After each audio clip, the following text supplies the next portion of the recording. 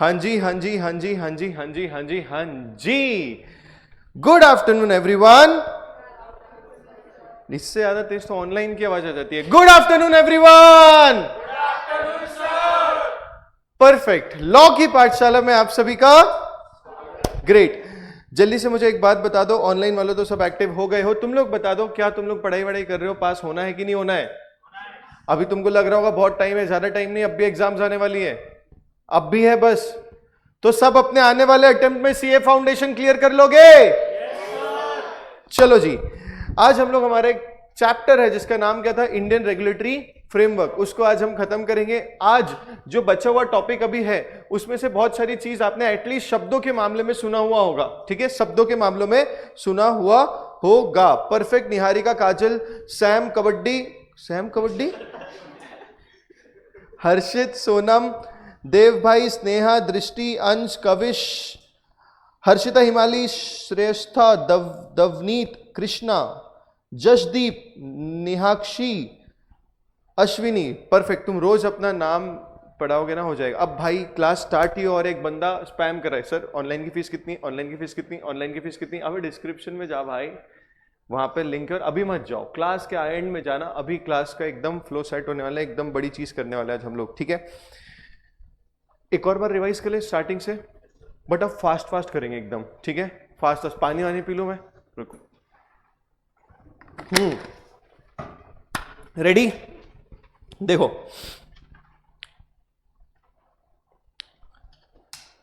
इतना भी तुमने डिस्ट्रैक्ट हुए कि तुम्हारा गया सिस्टम, कहां बढ़ गए सर आगे, ऐसा फील होगा, ठीक है। अभी पुरानी जितनी क्लास है उसका एक बार रिवीजन होगा और फिर हम आगे बढ़ेंगे। सबसे पहले ये चैप्टर कितने मार्क्स का आने वाले बच्चे? 5 से 6 मार्क्स का। क्या नाम है? Indian regulatory framework. सबसे पहले हमसे पूछता है कि भैया लॉ क्या है, तो हमने बताया लॉ क्या है, ऑब्लिगेशन एंड ड्यूटीज है। किसने बनाया? गवर्नमेंट ने। किसके लिए? काय के लिए? To providing welfare and providing justice to the society. Sir एक और बात बताओ, जो इंडिया का लीगल फ्रेमवर्क है वो क्या रिफ्लेक्ट करता है? Social, economical, political and cultural aspect. अब सीए को फुल फ्लेज चार्टर्ड अकाउंटेंट बनना है तो उसको लॉ की जानकारी होनी जरूरी है, बिकॉज वो फर्स्ट लेवल ऑफ कॉन्टैक्ट है अपने मैनेजमेंट और क्लाइंट्स के लिए, ठीक है जी। कितने सोर्सेस ऑफ लॉ कितने थे?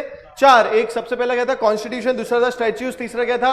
पार्लियामेंट एंड स्टेट असेंबलीज, और उसके बाद क्या था? उसके बाद लास्ट वाला क्या था? जो अपन को लिखना नहीं आएगा, ठीक है, पहले तो बोलना नहीं आता, ऐसा हो जाता है, ठीक है। तो फिर उसका क्या है? प्रेसिडेंट्स और the judicial decisions of various court, decisions of various court, in some cases establish customs and usages. Clear है दोस्तों? एक बच्ची बार बार, ये YouTube पे नहीं मैडम, ये YouTube पे बस 2-3 सेशंस और आएंगे, फिर आपको रजिस्टर करना पड़ेगा, तभी आप देख सकते हो, ठीक है। चलो, उसके बाद क्या आया? लॉ बनेगा कैसे? सबसे पहले लॉ जब प्रपोज किया जाएगा पार्लियामेंट में तो उसको क्या बोलेंगे? Bill. After the discussion and debate कहां पास आएगा? लोकसभा। लोकसभा से किधर आएगा? राज्यसभा। राज्यसभा से साइन कौन करेंगे? The president of India. उसके बाद व्हाट्सएप आएगा क्या? नहीं, नोटिफाई किया जाएगा in the official gazette of India. Sir कब से लागू होगा? जो मेंशन दी रहेगी as an effective date. Types of law कितने थे? 4 सी से। सबसे पहला क्रिमिनल लॉ, दूसरा था सिविल लॉ, तीसरा था कॉमन लॉ, और कॉन्स्टिट्यूशन का प्रिंसिपल ऑफ नेचुरल जस्टिस। ये तो हमने लॉ बनाया। हमने क्या किया? लॉ बनाया, उसको एनफोर्स भी करना पड़ेगा। एनफोर्स करने के लिए इन्होंने क्या की? मिनिस्ट्रीज कर दी। डिपेंड करेगा लॉ सेंट्रल का है कि स्टेट का। अगर सेंट्रल का है तो सेंट्रल अथॉरिटीज एनफोर्स करेगी, अगर स्टेट का है तो स्टेट अथॉरिटीज एनफोर्स करने वाली है। Sir what is the ministry? Ministry is the composition of civil officials. उसमें क्या होता है? एक वो हेड करते हैं कौन? मिनिस्टर्स, बस रन करते हैं officers of Indian administrative service. सबसे पहले हमने क्या पढ़ा था? Ministry of finance. इसको और क्या बोला जाता है? वित्त मंत्रालय। ये काय के कंसर्न है? Economy of India and it serves as the treasury of India. Taxation, financial legislation, capital market, ये सबसे रिलेटेड करते हैं। चार्टर्ड अकाउंटेंट की डे टू डे एक्टिविटीज इसको अफेक्ट करती है। इनका वन ऑफ द प्रोमिनेंट काम क्या है? यूनियन बजट को रिप्रेजेंट करना, जिसमें हम लोग टैक्स रेट और जो भी चेंजेस है वो सब बता देते हैं। अच्छा, बहुत सारे मिनिस्टर्स प्रिफर करते हैं to hold this ministry because ये बड़ी इंपॉर्टेंट मिनिस्ट्री है। 5 प्रोमिनेंट मिनिस्टर, सबसे बड़े, सबसे तबाही 10 साल श्री मोरारजी देसाई। छोटा पैकेट बड़ा धमाका श्री मनमोहन सिंह जी। यूनिक 9 साल पी चिदम्बरम जी। उसके बाद 2 प्रणब मुखर्जी, और यहां तक आ गए। फिर डिपार्टमेंट कितने थे? आए फ्री में डिपार्टमेंट ऑफ इन्वेस्टमेंट, एफ से, आर से रेवेन्यू, रेवेन्यू तो expenditure, economic affairs, public asset management और पब्लिक इंटरप्राइज। फिर आया मिनिस्ट्री ऑफ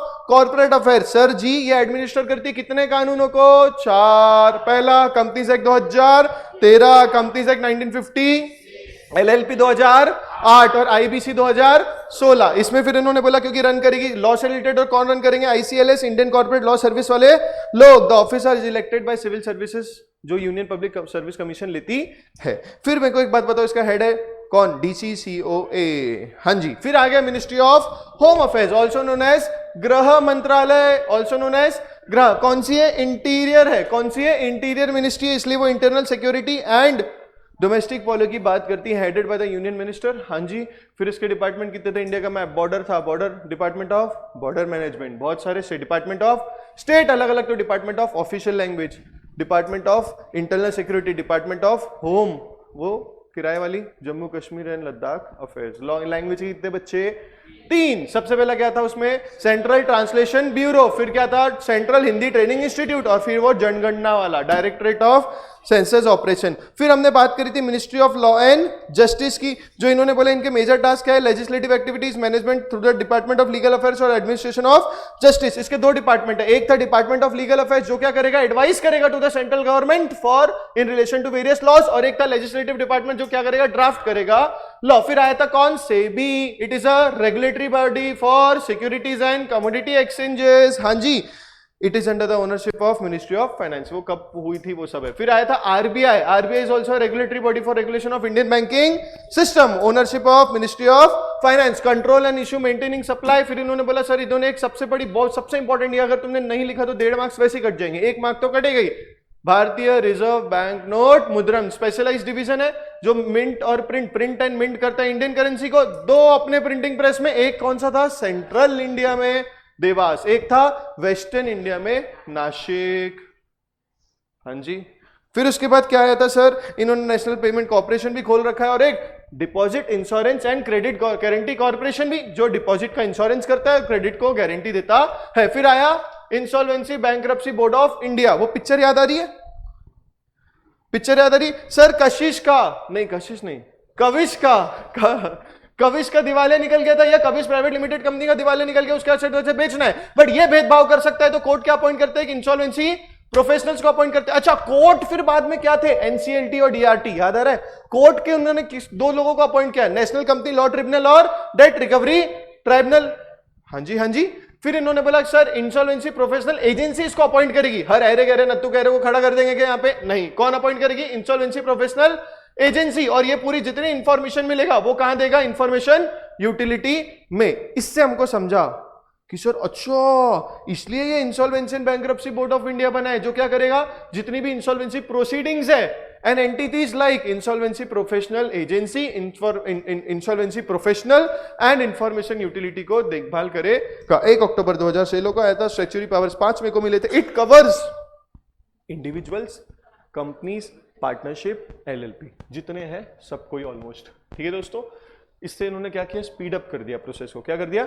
स्पीड अप कर दिया। और इसके केसेस 2 लोग संभालेंगे। कौन है? National company law tribunal NCLT और डेट रिकवरी ट्रिब्यूनल। ये हो गया था। हाँ, 8 मिनट में खत्म हो रहा है, 1 पेज बचा है, मतलब 10 मिनट में रिवाइज हो सकता है। तुमको भकाभक देखना पड़ेगा, ठीक है? चलो, judicial of Indian structure of Indian judicial system, यहां तक सब आगे बढ़ने के लिए सब रेडी हो? गुड मॉर्निंग भाई अर्चित भाई, यहां तक सब आगे? चलो,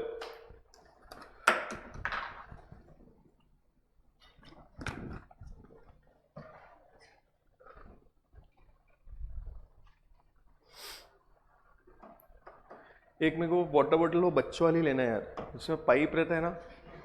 अरे हंसने की बात नहीं, वो कंफर्टेबल होता है ऐसे पीने के लिए, थोड़ा थोड़ा थोड़ा थोड़ा थोड़ा थोड़ा पानी।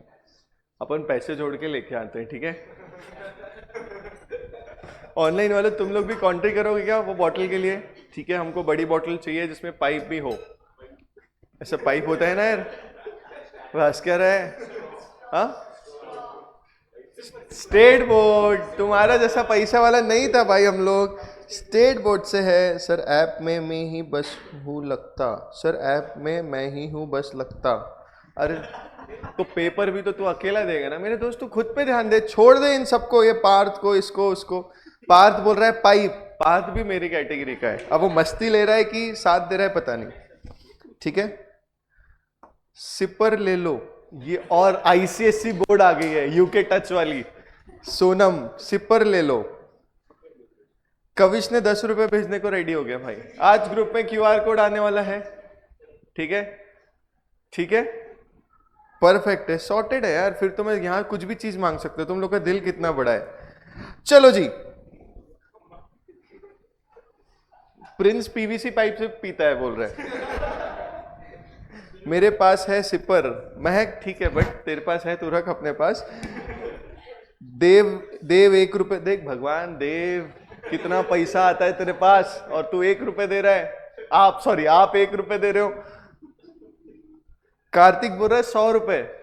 सही में क्यूआर भेज दो, चाय पियेंगे आज सच सब जन। कार्तिक 100, 50 पैसे मेरी तरफ से सर, 1 रुपए मैं तेरे को भेजूंगा। चलो, structure of Indian judicial system, आगे बढ़ो। ओए ओए आ जाओ, वापस आ जाओ। Structure of Indian judicial system. Ashwini hero बन रहा था 50। अच्छा, अश्विनी हीरो बन रहा है कि बन रही है, बता दो भाई। कृष्णा ने बोला 1000 मेरी तरफ से। अब तो सही में क्यूआर कोड दिखा सकते हैं यार, 1000 में तो नाश्ता वास्ता हो जाएगा। चलो भाई आगे बढ़ते हैं। Structure of Indian judicial system. अब क्या हुआ ना, इधर देखो, लॉ बनाते बनाते इनको ये भी समझ में आया, और यूके में पहले से स्टैब्लिश हो गया था कि भैया लॉ तो बन जाएगा, बट लॉ में इंटरप्रिटेशन अलग अलग हो सकती है, ठीक है। ये 2 पार्टीज है, 1 मिनट, ये 2 पार्टीज है। कितनी पार्टीज है ये? इन दोनों के बीच में झगड़ा चल रहा है। ये बोल रहा है मैंने लॉ का फॉलो किया है, इसकी गलती है। ये बोल रहा है मैंने लॉ का फॉलो किया है, इसकी गलती है। क्लियर है? अब इन दोनों झगड़ रहे हैं। कोई खुद अपनी गलती मानेगा क्या? नहीं, क्योंकि सर कमर्शियल ट्रांजैक्शंस भी होते हैं ना। ये अगर गलती मानेगा इसको 1 करोड़ रुपए मिलेंगे, ये अगर मानेगा तो उसको 1 करोड़। तो पैसा इन्वॉल्व होता है, कभी कभी इज्जत इन्वॉल्व होती है, कभी कभी पनिशमेंट इन्वॉल्व होती है कि भैया जो गलती मान लेगा उसको पनिशमेंट हो सकती है। तो भैया ये डिसाइड कौन करेगा? ये डिसाइड कौन करेगा? पहले तो ये आपस में अगर सुलझा पाए तो कोई टेंशन की बात नहीं है। नहीं तो एक इतने बड़े पॉपुलेशन या कहीं पे भी जब आप सोशली रहते हो, when you are a social animal, there has to be someone जो एक क्या करे, तुम्हारा सलाहकार जैसा काम करे। अब सलाहकार तुमको एडवाइस दे सकते हैं, वो आर्बिट्रेटर्स वगैरह होते हैं, तुमको वो अभी है नहीं, कॉन्ट्रैक्ट एक्ट में एक जगह आएगा तब समझाऊंगा। बट जहां पे तुमको समझ नहीं आ रहा तो तुम्हें एक अनबायस्ड इंडिपेंडेंट आदमी चाहिए जो बता पाए तू सही तू गलत। क्लियर है? एक अनबायस्ड इंडिपेंडेंट आदमी चाहिए जो बता पाए तुम सही तुम। फिर स्टैब्लिश होने लगे कोर्ट्स। कोर्ट्स में लॉ पढ़े हुए बहुत सारे इंडिपेंडेंट लोग एक जगह अथॉरिटी, जो बोलते हैं ना जज, कौन बनते हैं? जज बना है। तो जज बनता कैसे है? पहले लॉयर बनता है, बार काउंसिल्स के एग्जामिनेशन देके एडवोकेट बनता है, बहुत टाइम तक एडवोकेसी करता है, फिर वहां पे और उनके एग्जामिनेशन होती है वो होता है, फिर जुडिशियल्स की एग्जाम होती है वो होता है, तो फिर जज बनता है। आप देखना कोई भी जज अपने रिलेटेड मैटर में सुनवाई नहीं करता, ये उनके लॉ के खिलाफ होता है, ये उनके लॉ के। अच्छा, इससे रिलेटेड हमने प्रिंसिपल ऑफ नेचुरल जस्टिस पढ़ा था ना ना ना ना ना, याद आ रहा है? क्या नाम था उसका? नेमो जुडिक्शन कॉजस हुआ, कोई खुद के कॉज में बन नहीं, तो जज रहेगा इंडिपेंडेंट आदमी। अच्छा, कितनी सही चीज हो गई ना सर, जब हम दोनों झगड़ रहे हैं, नहीं वो मारेंगे लोग हम दोनों झगड़ रहे हैं, ठीक है, हम दोनों झगड़ रहे हैं। अब ये दोनों कहां जाएंगे? पहले कोर्ट में जाएंगे, और इनको अच्छा, कोर्ट तो अंधा होता है, सुना है डायलॉग, कोर्ट को जो एविडेंस मिलेगा, जो पूरे प्रूफ्स मिलेंगे, उस हिसाब से जज ऑर्डर पास करेगा। अच्छा, जज को इससे कुछ लेना देना है क्या? नहीं, इससे कुछ लेना देना है क्या? इंडिपेंडेंट है, इसलिए इन दोनों को है ना भरोसा होगा, इन दोनों को भरोसा, इसलिए ये लोग मानेंगे भी। तो एक देश में कोर्ट का सिस्टम स्टार्ट हुआ। तो सबसे पहले आ गए कोर्ट्स। आप आओ डिस्ट्रिक्ट कोर्ट पे डायरेक्ट। कौन से कोर्ट पे? डिस्ट्रिक्ट कोर्ट आ गए। छोटे मोटे मामले हैं, पुणे डिस्ट्रिक्ट, नागपुर डिस्ट्रिक्ट, दिल्ली, ये सब डिस्ट्रिक्ट एरिया में कोर्ट पे जाओ और रिजॉल्व करवा लो। सर डिस्ट्रिक्ट कोर्ट ने इसको जिता दिया, ये छोटे वाले को किसको जिता दिया? डिस्ट्रिक्ट कोर्ट ने इसको जिता दिया, ये बड़ा बुरा मान गया, ठीक है। ये बोला अब क्या करूं, मुझे तो लग रहा है अभी भी मेरे साथ अन्याय हुआ है, इनको क्या लग रहा है मेरे साथ अन्याय हुआ है। डिस्ट्रिक्ट कोर्ट ने इसको जिताया, ये बोला मैं हाई कोर्ट जाऊंगा, बोलते हैं ना मेरे साथ अन्याय हो, मैं देखो हाई कोर्ट में देखो देख लूंगा। तो ये कहां गया? हाई कोर्ट, और हाई कोर्ट ने इसको जिता दिया। सबका इंटरप्रिटेशन है, जज अलग अलग है। अब क्या करें, अब ये नाराज हो गया, जो टेढ़ा है वो नाराज है, ठीक है, अब ये नाराज हो गया, अब ये नाराज हो गया, ये बोला मैं तेको देखूंगा कहां, सुप्रीम कोर्ट में। कहां देखूंगा, अच्छा सुप्रीम कोर्ट, वो तुमने एक वर्ड सीख लिया था जो हमेशा पेल रहे थे, अपेक्स कोर्ट है। कौन सा कोर्ट है, अपेक्स कोर्ट। उसके ऊपर कोई जा सकता है क्या, नहीं। अच्छा सुप्रीम कोर्ट में जब ये गए हैं और सुप्रीम कोर्ट ने ऑर्डर में इसको जिता दिया, फिर ये नाराज होगा, तो इसके पास ज्यादा ऑप्शन, ऐसे तो फिर तो तू नाराज ही होते रहे, ऐसा चलेगा क्या, नहीं। तो एक जनरल हायरार्की कैसी बनी, district court, high court, supreme court. कैसी हायरार्की बनी, district court, high court, supreme court. Sir ये हमें क्या कर रहे हैं, ये पहले तो इंटरप्रीट कर रहे हैं, कोर्ट लोग क्या कर रहे हैं, लॉ को इंटरप्रीट कर रहे हैं कि भैया लॉ के हिसाब से कौन सही कौन गलत। क्लियर है दोस्तों, जो भी ये इंटरप्रीट करने के बाद जो भी दोनों पार्टीज में डिस्प्यूट था उसको रिजॉल्व करने की कोशिश करेंगे, जो भी दोनों पार्टीज में डिस्प्यूट था इसको रिजॉल्व करने की कोशिश करेंगे, और हमेशा वो ट्राई करेंगे कि एक ट्रांसपेरेंसी फेयरनेस के साथ ऑर्डर आए। भेदभाव के साथ दोगे तो कोर्ट पे कोई विश्वास नहीं करेगा, कोर्ट पे कोई विश्वास नहीं करेगा, ठीक है। अब जैसे हमारे देश में सिर्फ अभी कोर्ट ही बस इंडिपेंडेंट है, ठीक है। कोई भी आप देखना सुप्रीम कोर्ट के चीफ जस्टिस वगैरह के यहाँ पे शादी वगैरह में हमारे पीएम वगैरह नहीं जाते, सो दैट यू नो उनके मैटर्स, ऐसा कुछ होता है कि हमारे देश में नहीं, अभी कोर्ट सुरक्षित है, ठीक है। तो इससे क्या होगा, जो भी लॉज है उसको इंटरप्रीट किया जा रहा है, किसी के बीच में जो भी डिस्प्यूट्स है उसको रिजॉल्व किया जा रहा है, और सिटीजन्स की तरफ क्या फेयरनेस, अकाउंट, जस्टिस उनको प्रोवाइड किया जा रहा है। जब भी आपके साथ अन्याय होगा या ओवरऑल आसपास देखोगे, सामने वाला कहने तेको कोर्ट में देख लूंगा, क्या बोलते हैं डायलॉग में, तेको कोर्ट में उसको क्या होता है, विश्वास होता है कि वहां इंडिपेंडेंट बॉडी लॉ के हिसाब से इंटरप्रीट करके मेरे को न्याय दिला के देगी। यहां तक सब आ गए, क्लियर है, क्लियर है एकदम। तो हायरार्की कैसी बनी, सबसे पहले जाओ डिस्ट्रिक्ट कोर्ट, फिर जाओ हाई कोर्ट, फिर जाओ, सर ये कॉन्स्टिट्यूशन वगैरह में जुडिशियल सिस्टम रेडी है। अच्छा कंपनीज एक्ट ने कोई अलग ट्राइब्यूनल खोल के रखा है, चलेगा क्या, एनसीएलटी डीआरटी कंपनी लॉ के अंदर आती है। Sir ITAT income tax appellate tribunal income tax act के अंदर आता है। Sir GST tribunal GST act के अंदर आता है। ऐसे बहुत सारे ट्राइब्यूनल बने होंगे, बट मैंने आपको बताया था इनको powers equivalent to district court होती है, इनको पावर्स इक्विवेलेंट टू डिस्ट्रिक्ट। अच्छा तो ट्राइब्यूनल से अगर तुम नाराज हो तो फिर डिस्ट्रिक्ट कोर्ट जाओगे कि डायरेक्ट हाई कोर्ट, क्लियर है। इतना इंटरलिंकिंग तुम्हारे को है क्या, नहीं है, बट थोड़ा भेजे में होना चाहिए, ठीक है। Structure of Indian judicial system पे इधर ध्यान दो। When there is a dispute between citizens or between citizens and the government, these disputes are resolved by judiciary. The functions of the judiciary is what? DIP. लिख दो वहां पे short form DIP. The functions of the judiciary is DIP. सबसे पहला dispute resolution, I से interpretation of the acts and code, उसको regulate करना, और P से promotion of fairness amongst the citizens of the land. तो जुडिशरी सिस्टम के functions क्या है, डिप है, क्या है, डिप है। सबसे पहला डी से क्या था, डिस्प्यूट रिजोल्यूशन, आई से regulation of interpretation of the acts and codes, clear है दोस्तों, और लास्ट था पी से promotion of fairness amongst the citizens of land. हां जी, कविश बोरे supreme district and high court की तो वैल्यू ही नहीं बची। ओके, यहां तक सब आ गए, यहां तक सब आ गए। तो फंक्शंस पे गलती से क्वेश्चन आ गया तो मुझे डिप सबके आंसर में चाहिए, क्या चाहिए, डिप। डी से क्या लिखोगे, डिस्प्यूट रिजोल्यूशन, आई से क्या लिखोगे, regulation of interpretation of acts and courts, और पी से क्या लिखोगे, प्रमोशन ऑफ फेयरनेस। डिंग डिंग डिंग, यहां तक क्लियर है।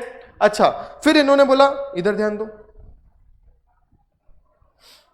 आप ही बताओ इन्होंने क्या बोला, इतनी आसान चीजें आप ही बता सकते हो। हमने अभी के लिए हायरार्की बनाई है, ठीक है, डिस्ट्रिक्ट कोर्ट, हाई कोर्ट और सुप्रीम कोर्ट। इधर ध्यान दो, सुप्रीम कोर्ट को अपन अंग्रेजों में बोलते थे अपेक्स कोर्ट। ये देश में 15-20 होंगे, सबका मालिक हो, कितने हो गए? एक होगा। ये कौन होगा? कितना होगा? एक। फिर ये हाई कोर्ट, ये हर स्टेट के हिसाब से होंगे। अब मैं देखो जनरली मैं बोल रहा हूं हर स्टेट के हिसाब से, कहीं कहीं पे ऐसा है कि 2-3 स्टेट का एक हाई कोर्ट है, कुछ कुछ यूनियन टेरिटरीज मिला के एक हाई कोर्ट है, ठीक है। तो अभी के लिए अपन लिख देते हैं इसको स्टेट वाइज, इसको क्या लिख देते हैं? State wise. और district court district wise, district court. अरे सर, जब आखिरी ऑर्डर सुप्रीम कोर्ट को ही सुनाना है, जब आखिरी ऑर्डर सुप्रीम कोर्ट को ही सुनाना है, तो इनको क्यों पाल रहे हो? उनको क्यों पाल रहे हो? तो सोचो फिर सुप्रीम कोर्ट में कितने केसेस जाएंगे, सोचो ना कितने केस। अरे एक मियां अपनी बीवी को मार रहा है, बीवी अपने मियां को मार रहा है, वो कोर्ट कर दे, केस कर देते हैं। क्यों हंस रहा है रे? केस कर देते हैं, आपने देखा? केस कर देते हैं। बहुत सारी ऐसी न्यूज में तुम सुनते हो, केस कर देंगे, आर्ग्यूमेंट्स हो गया, केस कर देंगे, गाली बकी, केस कर देंगे, जिनका सटक जाता है। और जोत को तो प्यार में गाली बकता है भाई, है कि नहीं? वो कहां गए अपने कपल, अपने क्लास में कपल बन गए थे भाई, वो भी बॉयज बॉयज, उस दिन थे ना। ब्रेकअप हो गया, ब्रेकअप हो गया। चलो इधर ध्यान दो। तो ये जो केस होते हैं ना छोटे छोटे, ये पहले कहां जाएंगे? डिस्ट्रिक्ट। अब तुम सोच रहे हो सुप्रीम कोर्ट लेवल के जज के पास तुम जा रहे हो छोटे मोटे केस लेके, नहीं।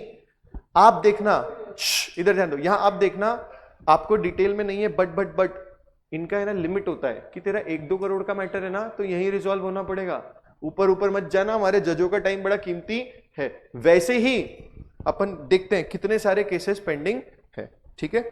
चलो देखता हूं थोड़ा, पेंडिंग केसेस इन इंडिया। आजा भाई। अच्छा वाईफाई बंद है।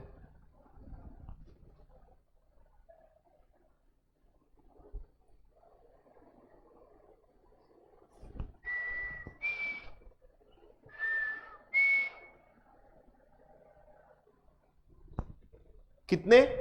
50 मिलियन, मतलब 5 करोड़।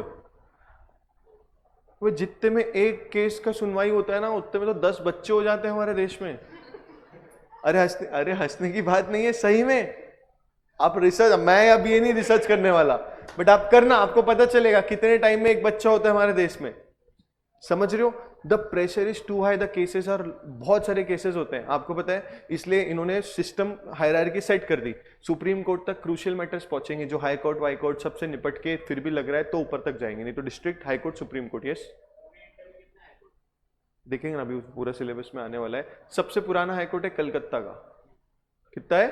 कलकत्ता का। हाँ, अभी जब अपन पढ़ेंगे, अभी अपन ने सिर्फ स्ट्रक्चर समझा, अपने को सुप्रीम कोर्ट में डिटेल में पढ़ना है, हाई कोर्ट को डिटेल में पढ़ना है, डिस्ट्रिक्ट कोर्ट को डिटेल में पढ़ना है, और एक मेट्रोपॉलिटन कोर्ट होता है, उसको भी डिटेल में पढ़ना है, जो मेट्रो सिटीज में होता है, अपन अभी देखने वाले हैं। ठीक है दोस्तों, 5 करोड़, ये लो, 5 करोड़ 20 लाख केसेस अभी भी पेंडिंग है।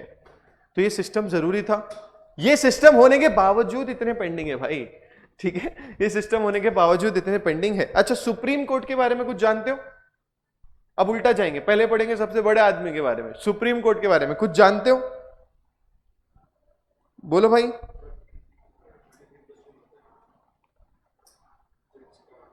देखो तुम्हारा फेवरेट वर्ड आ रहा है सबसे पहले। अच्छा, पहले तो एक होगा, ये है कहां पे? दिल्ली में। कहां पर है? दिल्ली में। मैं अभी जाऊंगा, तुमको फोटो भेजूंगा, ठीक है। The supreme court is the apex body of the judiciary. It was established, अब ये डेट तो तुम लोग याद रखोगे, 26 जनवरी 1950। कब स्टैब्लिश हुआ था? 26 जनवरी 1950। आपने वर्ड सुना हुआ CGI, अब सुप्रीम कोर्ट के अपॉइंट किए गए CGI, गोगोई थे, फिर उसके बाद हमारे नागपुर के एक बंदे थे, फिर ऐसे करके। तो CGI is the chief justice of India, जो हाईएस्ट अथॉरिटी है, मतलब टॉप लेवल का बंदा है, कहां पे? सुप्रीम कोर्ट में। और ये अपॉइंट होता है आर्टिकल 126 के हिसाब से। कैसे अपॉइंट होता है? Appointed under article 126। अब देखो 26 नंबर बार बार आ रहा है। सुप्रीम कोर्ट स्टैब्लिश कब हुआ? 26 जनवरी 1950। आर्टिकल 126 अपॉइंट करता है किसको? चीफ जस्टिस ऑफ इंडिया को। चीफ जस्टिस का मैंने क्या बोला? हाईएस्ट अथॉरिटी है। जो प्रिंसिपल बेंच होती है, अब क्या होता है ना, जब कोर्ट का डिसीजंस भी होते हैं तो उसमें एक बेंच क्रिएट होती है, 4 जज है, 3 जज है, 5 जज है, 6 जज है, 7 जज है, जो भी रिस्पेक्टिव केस है। आप देखना, अगर पूरा केस की हियरिंग देखोगे तो 2-3 जज बैठे रहेंगे बड़े बड़े केसेस में। देखना आपको समझेगा। इन्होंने बोला जो प्रिंसिपल बेंच है, बेंच मतलब जहां पे एक से ज्यादा जज है, 2-3 मिलकर डिस्कशन करने वाले हैं, of the supreme court consist of 7 members. तो इन बेंचेस में जो प्रिंसिपल बेंच है उसमें कितने लोग होने वाले हैं? 7, इंक्लूडिंग जो चीफ जस्टिस ऑफ इंडिया। अरे भाई प्रिंसिपल मतलब सबसे इंपॉर्टेंट बेंच, उसमें सीजीआई को तो ऐड करना ही पड़ेगा, including the chief justice of India. Presently the number has increase to 34, including the chief justice of India, due to the rise in the number of cases and workload. अब कितने members हो गए? 34 हो गए, including CJI. क्यों? क्योंकि workload बढ़ा है। पहले कितने थे? 7, अब कितने हो गए? 34। An individual can seek relief in the supreme court by filing a writ petition under article 32। आप कभी भी देखना, जो एकदम अर्जेंट मैटर्स होते हैं, जो क्या होते हैं? अर्जेंट मैटर्स होते हैं, उसके लिए क्या फाइल की जाती है? रिट पिटिशन फाइल की जाती है। कब क्या फाइल की जाती है? रिट। नहीं तो होगा क्या? सुप्रीम कोर्ट बोलेगे ए जा पहले हाई कोर्ट के पास जा, हमारे पास डायरेक्ट क्यों आ रहा है? तुम बोलोगे अरे सर मैटर बड़ा इंपॉर्टेंट है आपका इसमें, इसलिए देखना जब भी प्रोटेस्ट होते हैं तो फार्म वगैरह के डायरेक्ट केस कहां चलते हैं? फार्मर्स की यूनियन में रिट पिटिशन फाइल करी सुप्रीम कोर्ट ने, ये सब न्यूज में आया है।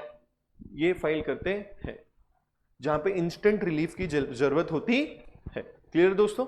जहां पे इंस्टेंट लिखो, रिट पिटिशन को एरो मारो और लिखो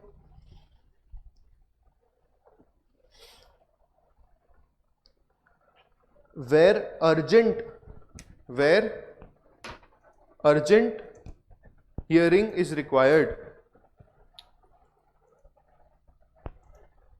where urgent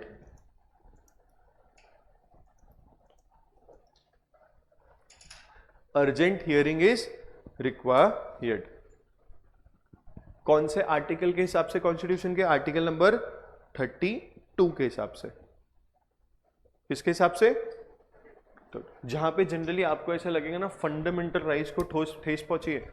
आप देखना, मैं आपको चीज बताता हूँ। कोविड आया था, कोविड में सीए के एग्जामिनेशंस थे, ठीक है, जो अटेम्प्ट में थे वही टाइम पे कोविड अपने पीक में था, और अभी इंस्टीट्यूट ने क्या किया था? इंस्टीट्यूट ने एग्जामिनेशन अभी भी कैंसिल या पोस्टपोन नहीं करे। तो जो कोई किसी स्टूडेंट एसोसिएशन, ये वो, किसी का पेरेंट बड़ा वो होते हैं किसी के पेरेंट बड़े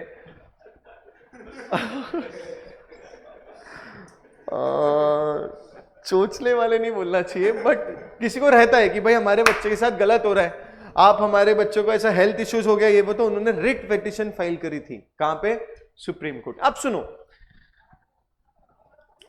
मैं हूं, मेरा बच्चे का सीए का एग्जामिनेशन, मेरे को तकलीफ हो रही, मैंने रिट पिटिशन फाइल कर दी, बट मैं अकेला थोड़ी ना हूं, ऐसे 5 लोगों ने करी ऐसे।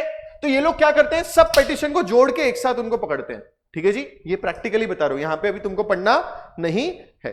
क्लियर दोस्तों? तो जहां पे भी सबको जोड़ के ये लोग एक साथ करते हैं। ये सब कब होता है? जब प्रोटेस्ट हो रहे हैं बहुत सारे। ये फार्मर प्रोटेस्ट में भी रिट पिटिशन फाइल की गई थी, कोई प्रॉपर स्ट्रक्चर थोड़ी ना फॉलो किया गया था, डायरेक्ट रिलीफ किससे मांगी गई? सुप्रीम कोर्ट से मांगी गई। ठीक है दोस्तों? तो जहां पे भी बहुत वायलेंस होंगे वहां सुप्रीम कोर्ट बीच में आ जाएगा। बीच में जम्मू कश्मीर एंड ऑल के भी सुप्रीम कोर्ट में ऑर्डर आ गए थे। ठीक है दोस्तों? तो ये सब होता है कि आप रिलीफ पिटिशन फाइल कर सकते हो अंडर आर्टिकल 32। बीच में एक रेप केस हुआ था, वो रेप केस में अगर आपको इनको लग रहा था कि हमारे फंडामेंटल राइट को छीना जा रहा है, एविडेंस को डिस्ट्रॉय कर जा रहा है, स्टेट गवर्नमेंट इन्वॉल्व है, जो गुनहगार है उनके साथ, तो सुप्रीम कोर्ट का ऑर्डर आया कि हम सीबीआई की इन्वेस्टिगेशन प्रोब करेंगे, उसको लीड करेगा सुप्रीम कोर्ट का एक अपॉइंटेड बंदा। ये सब होता है कहां पे? रिट पिटिशन फाइल करते के under article 32, under article number 32 of the Indian constitution act. एक बार बुक की तरफ मत देखना, ठीक है, सब मेरी तरफ देखो, ऑनलाइन वाले भी। सुप्रीम कोर्ट क्या है? सबसे पहले अपेक्स अथॉरिटी है। क्या है? अच्छा, इसका हेड बंदा कौन है? Chief justice of India. Sir supreme court establish कब हुआ? 26 जनवरी। कब हुआ? 1950, 26 जनवरी 1950। अच्छा, जो चीफ जस्टिस ऑफ इंडिया है सर, वो अपॉइंट, एक तो मेन बंदा है, अपॉइंट कौन से आर्टिकल के अंदर आता है? 126। अच्छा, जो प्रिंसिपल बेंच है उसमें 7 मेंबर्स होते थे including chief justice of India, but अब वो इंक्रीज करके कितने हो गए? 34 इंक्लूडिंग सीजीआई। इंक्लूडिंग, तो आप सिंपल याद रखना, 7 थे और फिर 34 हो गए including chief justice of India. अच्छा, मुझे सर कोई इमरजेंट केस में एकदम इंस्टेंट रिलीफ, इंस्टेंट हियरिंग की जरूरत है, तो मैं क्या फाइल करूंगा? रिट पिटिशन फाइल करूंगा अंडर आर्टिकल 32। एकदम कॉपी पेस्ट लिख के आ जाना। 5 मार्क का आएगा, 4.5 4 मार्क्स मिल सकते हैं। स्कोरिंग टॉपिक है, पूरा ये चैप्टर है ना स्कोरिंग है। क्यों स्कोरिंग सर? 5 ही मार्क्स तो है, 12वीं का जमाना नहीं है भाई, 12वीं का नहीं है। समझो दूसरे टॉपिक से डिफिकल्ट क्वेश्चन आ रहे हैं एग्जामिनेशन में, और यहाँ पे आ गया right a short note of supreme court, और हमारे बाबूजी तो ये चैप्टर छोड़ के गए थे क्योंकि तो 5 ही मार्क का था। क्यों इतना एम्फोसिस, एक एक लाइन एक एक जगह रिसर्च करके पढ़ रहे हैं? क्योंकि इंटरेस्ट हो, इमेजेस डाले, इंटरेस्ट हो, और ये पूरा पढ़ के जाओ। कोई भी कैची मारेगा क्या? नहीं। ठीक है जी, सुप्रीम कोर्ट सिंपल है। नेक्स्ट आ गया हाई कोर्ट। अब हाई कोर्ट एक नहीं है, हाई कोर्ट बहुत सारे हैं, मोस्टली स्टेट वाइज। मैंने क्या बोला? Mostly state wise. जितने भी मेजर स्टेट है सबके अपने अलग हाई कोर्ट है। महाराष्ट्र का भी है, मुंबई में। महाराष्ट्र का कहां है? मुंबई में। वैसे ही वेस्ट बंगाल का कहां है? कोलकाता में। और कोलकाता ही सबसे पुराना हाई कोर्ट है। सबसे पहले the highest court of appeal in each state and union territories the high court. State में सबसे हाईएस्ट जगह आपको अपील करना है तो हाई कोर्ट ही होने वाला है, for state as well as union territory. Union territory समझता है? यूनियन टेरिटरी समझता है? जहां पे स्टेट लेजिस्लेशन नहीं होता, स्टेट का लेजिस्लेशन नहीं होता, यूनियन टेरिटरी अलग से। देखो अगर आपको ऐसे कुछ नहीं वर्ड याद करना है तो नाम हो गया यूनियन टेरिटरी, सिंपल सा होता है। वहां पे है ना स्टेट असेंबलीज के लोग विधानसभा वगैरह वैसे अपॉइंट नहीं करते हैं। ये क्यों होता है? हो सकता है कभी कभी रीजन बहुत छोटा हो, कभी कभी रीजन बहुत छोटा हो। तो यूनियन टेरिटरीज और स्टेट के लिए हाईएस्ट अपील क्या है?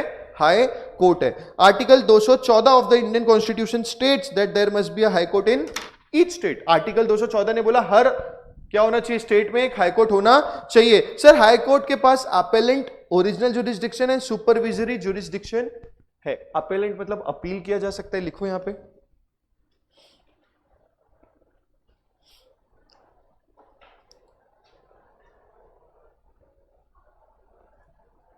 आपको तकलीफ हो रहा है, आप हाई कोर्ट चल जाओ। अगर आप डिस्ट्रिक्ट कोर्ट से नाखुश हो तो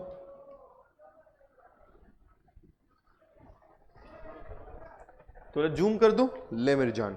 अपील किया जा सकता है।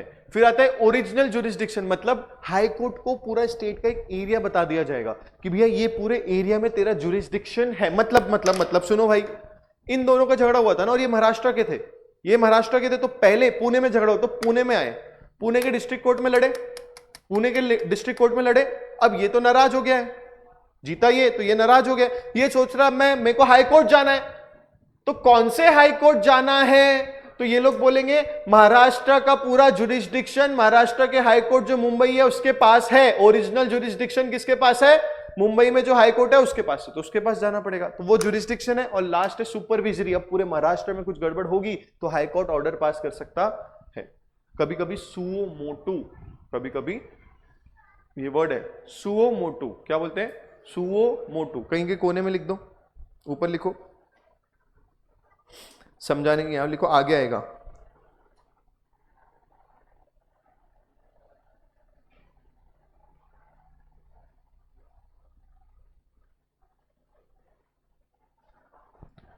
ऑन इट्स ओन, इसका मतलब क्या होता है? ऑन इट्स ओन मतलब कोर्ट्स को कभी लगता है कि यहां पे गड़बड़ हो रही है, किसी ने कोई केस नहीं किया, कोई अपना मैटर लेके नहीं आया, बट कोर्ट को लगता है यहां गड़बड़ हो रही है, तो वर्ड आएगा तुमको कहीं पे देखना न्यूज़पेपर में, अगर अच्छी सुओ मोटो कोर्ट ने ये केस अपने हाथों में ले लिया। ऑन इट्स ओन ये कोर्ट ने केस अपने हाथों में ले लिया। क्या बोलते हैं उसको? Suo motu. हाँ जी हाँ जी हाँ जी, क्लियर है दोस्तों? क्लियर है? Suo motu. यहां पे वर्ड नहीं है, बट मैंने सुपरविजरी जुडिस्डिक्शन जो है, तो सुपरविजरी क्या, वो लोग सुपरवाइज करते रहते हैं। हमारे स्टेट में कुछ गड़बड़ तो नहीं हो रही, अगर हो रही और कोई नहीं आया तो हम लोग क्या कर सकते हैं? सुओ मोटो वो केस अपने हाथ में ले सकते हैं। लॉ पढ़ रहे हो, कुछ लैंग्वेज आनी चाहिए। ये पूरे ये चैप्टर में नहीं है, अगले चैप्टर में भी शायद शब्द नहीं, बट एक जगह आएगा, बट तुम प्रिपेयर्ड रहोगे। क्लियर है दोस्तों? ऑन इट्स ओन, इसका मतलब क्या होता है? On its own. क्लियर है? क्लियर है। चलो जी, यहां तक सब आ गए। डिंग डिंग डिंग डिंग डिंग डिंग डिंग डिंग डिंग। हाउएवर 227 जो आर्टिकल है वो बोलता है कि इसके पास एक लिमिट है सुपरविजरी। अच्छा, स्टेट के बाहर मतलब मुंबई कोर्ट, महाराष्ट्र का जो हाई कोर्ट है महाराष्ट्र में, वो एमपी के कोई वहां कोई एरिया और कहीं पे अपना सुपरविजरी पावर नहीं चढ़ा सकता। क्यों? क्योंकि आर्टिकल 227 ने लिमिट्स करके रखा है, लिमिट करके रखा है ऑब्वियसली, क्योंकि इसको स्टेट का इसके पास जुरिस्डिक्शन है। In India there are total कितने? 25 हाई कोर्ट्स। अब देखो एक और चीज बता रहा हूं, ये मॉड्यूल से तुम एग्जैक्ट नंबर मैच करने मत जाना, क्योंकि आगे पीछे हो सकता है इंस्टीट्यूट मॉड्यूल अपडेट नहीं करती है, इंस्टीट्यूट मॉड्यूल अपडेट इतने आसानी से नहीं करती। मैं आपको एकदम एग्जैक्ट ऑन डेट तो पढ़ा दूं, बट एग्जाम में क्या लिखना पड़ेगा, ये तो पढ़ेंगे भी ये और लिखेंगे भी ये। एग्जाम के बाद अपन ज्ञान की बातें एक्स्ट्रा कर लेंगे मॉड्यूल के बाहर, ठीक है। तो इधर ध्यान दो, in India there are 25 high courts, 1 for each state and union territory and 1 for each and, अच्छा for each state and union territory, वो 2 बार लिख दिया। 6 states share a single high court, 6 states share a single high court, मतलब ये 6 state के लोगों को अगर अपील हाई कोर्ट में करना है तो एक ही स्टेट में जाना पड़ेगा, ठीक है जी। चलो ऑनलाइन में कुछ यहां तक है, बताओ बताओ, मैं यहां पे तुमको टेक्स्ट भेज रहा हूं, वहां पे भी भेज सकते हो तुम लोग।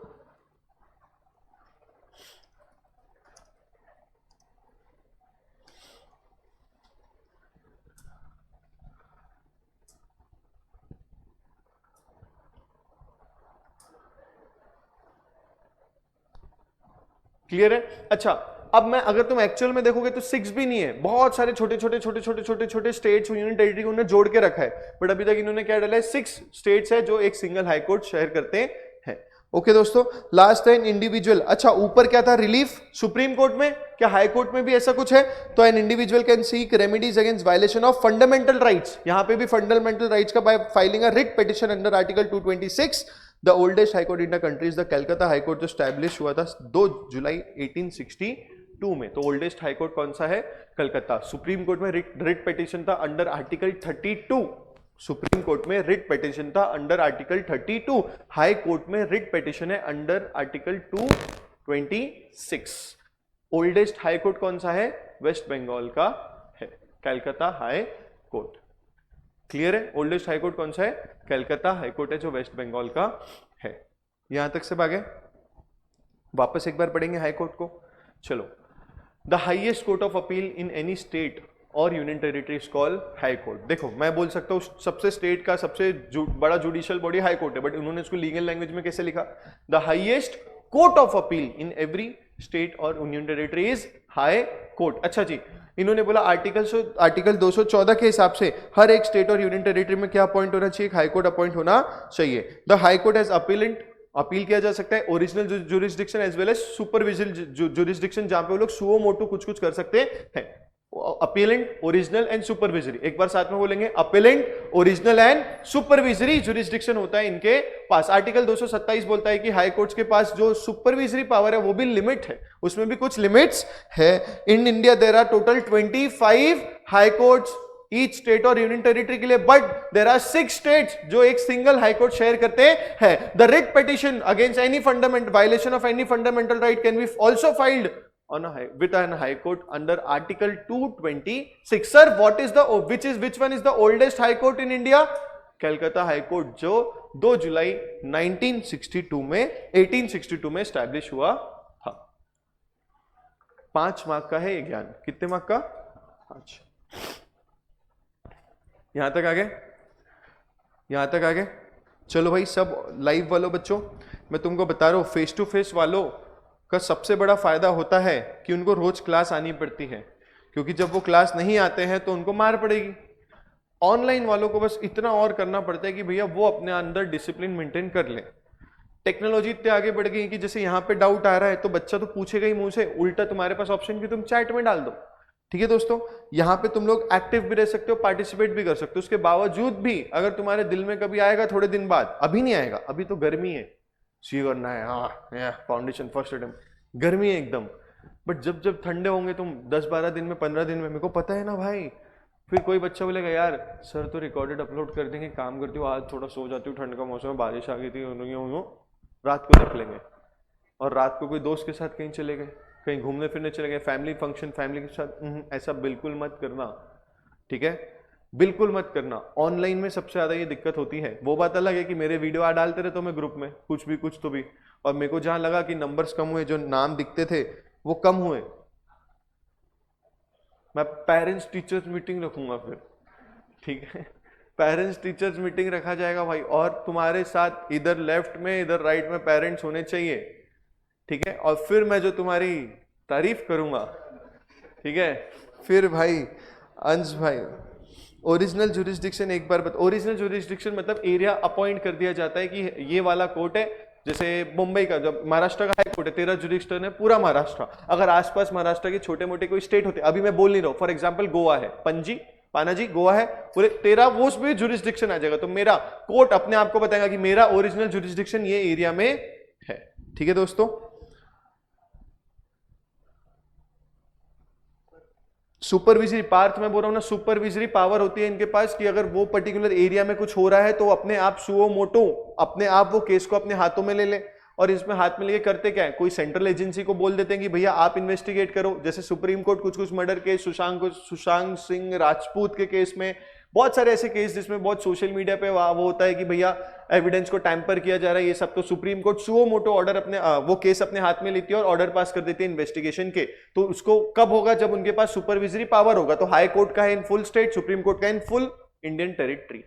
इसलिए आप देखना, अब आप ध्यान से सुनना, कोई भी केस अगर आपको चल रहा है न्यूज में और बोला जरा supreme court suo motu, Pune port case का भी शायद ऐसा हुआ था, मैंने रील भी बनाई है शायद इसमें। हाँ, पुणे का जो केस हुआ था ना भाई, वो हीरो, और खतरनाक हुआ था भाई वो केस, थोड़ा बाद में डिस्कस करेंगे, नहीं कर लेते हैं भाई। उसने ठोका, ठीक है, महंगी गाड़ी थी कोई तो भी, फरारी वगैरह, वो बोलना भी आता, कौन सी, पोर्शे थी भाई।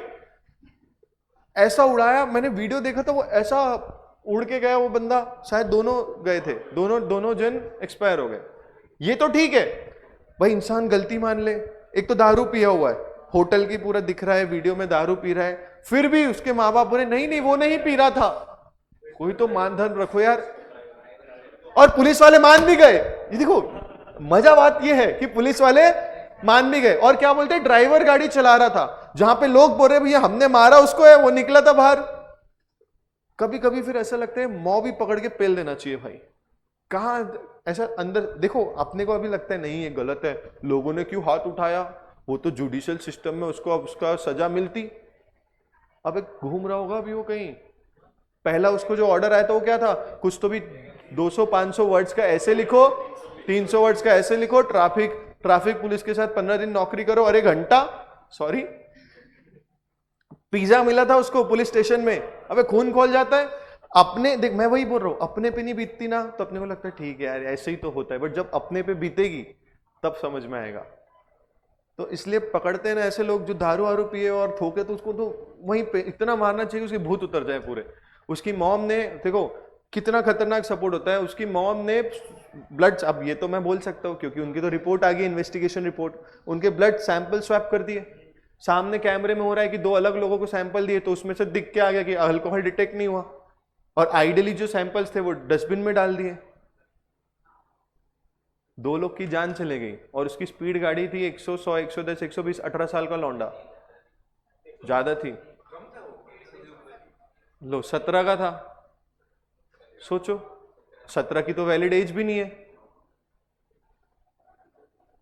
तो इसलिए ऐसे केस में सुपरविजरी पावर उठाया स्टेट, सुप्रीम कोर्ट का तो पूरे देश में है। उन्होंने बोला ये केस की वजह से कितनी बदनामी हो रही है चीजों की, और यहाँ क्लियर कट आ रहा है कि जो भी एविडेंस है उसको टैंपर किया जा रहा है, ये सब। तो उन्होंने सुओ मोटो अपने हाथ में वो केस ले लिया। अच्छा, ये इन लोगों जिनकी डिमाइस हुई, जिनकी डेथ हुई, उनके पेरेंट्स सुप्रीम कोर्ट में नहीं गए, जा सकते थे बट गए क्या, नहीं, सुप्रीम कोर्ट ने खुद ले लिया। इससे क्या होता है, लोगों का अपने देश के सिस्टम के ऊपर विश्वास बना होता है। अब क्योंकि वो माइनर था, अब माइनर से रिलेटेड कानून अपन अगले नेक्स्ट इसमें पढ़ने वाले हैं, तो उसके माता पिता की बजी, उसके माता पिता की बजी। हाँ हाँ हाँ हाँ, बिल्डर कोई भी को अपने बच्चे का दिमाग नहीं बिल्ड कर पाया तो क्या मतलब इतनी बिल्डिंग बिल्ड करके। फिर बॉलर, हाँ हाँ, पब्लिक प्रेशर हुआ, जहां पे पब्लिक इंटरेस्ट अफेक्ट होता है, इसको वर्ड ये लोग यूज करते हैं, पब्लिक इंटरेस्ट अफेक्ट हो रहा है, तो सुप्रीम कोर्ट आता है ना, उठाता है वो केस को अपने हाथों में। Farmer protest is an example. देख पब्लिक पे प्रेशर आ रहा है, पब्लिक बहुत धरना कर रही है, प्रेशर कब आएगा, जब दिख के आ रहा है वो धरना कर रही है, ये सब कर रहा है, तो उन्होंने भी फिर उस फार्मर्स बिल में अमेंडमेंट आए, सुप्रीम कोर्ट ने ऑर्डर दिया तो अमेंडमेंट आए। वो जो हॉस्पिटल वाला, उसका भी नहीं, वही तो प्रॉब्लम है। वैसे ही 5 करोड़ केस में से एक केस वो भी चल गया होगा।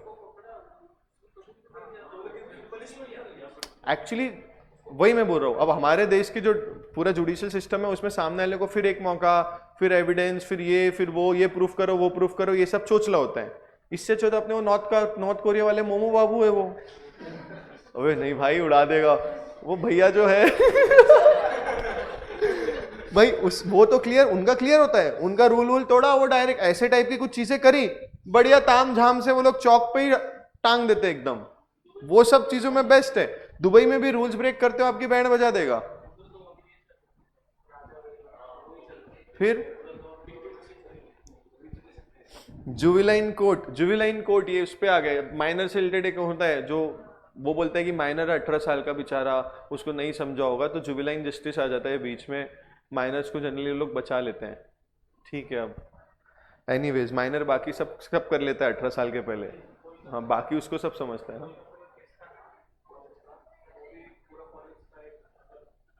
हाँ हाँ हाँ हाँ हाँ, उनका वो सब था अलग है। अपन वीडियो देखेंगे यूट्यूब पे ध्रुव राठी की, ठीक है, और फिर बिचिंग करेंगे। हाँ, उसका भी देखेंगे, ठीक है चलो। तो हाई कोर्ट का सुपरविजरी पावर ये टाइम पे यूज होता है जब उनको लगता है कि भैया ये लोग कुछ नहीं कर रहे, कुछ तो गड़बड़ हो रहा है और पब्लिक इंटरेस्ट बहुत अफेक्ट हो रहा है, तो वो अपना पावर यूज करके उसको सुओ मोटो केस को ले लेती है। क्लियर है दोस्तों। फिर उसके बाद एक लास्ट आता है डिस्ट्रिक्ट कोर्ट। एक तो below high court is the, ये हायरार्की तो अपन ने पढ़ लिया, क्या है डिस्ट्रिक्ट कोर्ट है, द कोर्ट ऑफ डिस्ट्रिक्ट जज, द कोर्ट्स ऑफ डिस्ट्रिक्ट जज deals with the civil law matters, the court of sessions deals with the criminal matters. ठीक है, नोट उठाओ।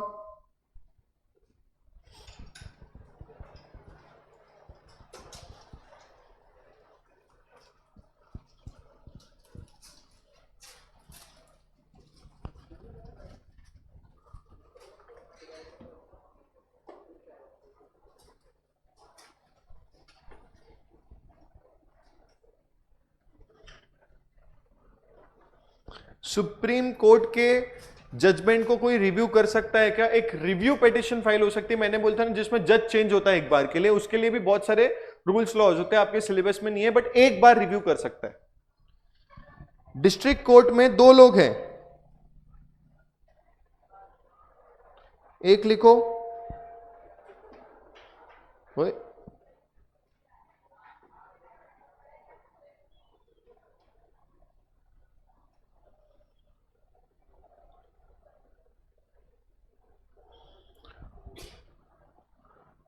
कोर्ट ऑफ सेशंस इतने में आएगा क्या? आ जाएगा वैसे।